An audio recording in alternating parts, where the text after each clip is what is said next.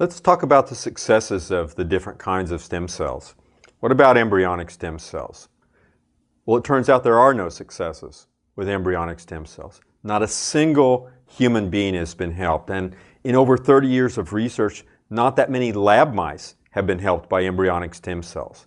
The cells instead tend to make tumors, they form tissues in the wrong place, and if they're not making a tumor, they're being destroyed by the body's immune system because they're a foreign type of cell to the body.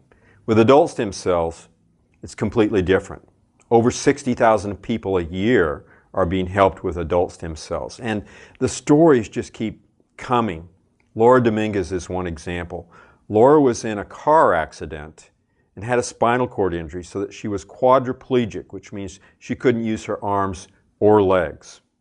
They tried various things, no hope, no help. And then they learned of a doctor in Portugal, Carlos Lima, who was treating patients with spinal cord injury with the patient's own adult stem cells, actually taken from their nasal tissue. Laura went to Dr. Lima.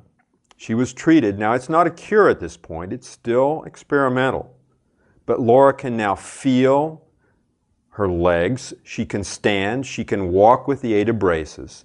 And Laura is not the only story of spinal cord injury patients who've been helped with adult stem cells, but patients for dozens of different conditions. Heart damage, stroke, leukemias, anemias. The list goes on and on and on. We've put some of those stories up on a website for people to see. It's stemcellresearchfacts.org. So people can go and listen to the patients themselves tell documented stories of how adult stem cells have gotten them back on their feet and even saved their lives.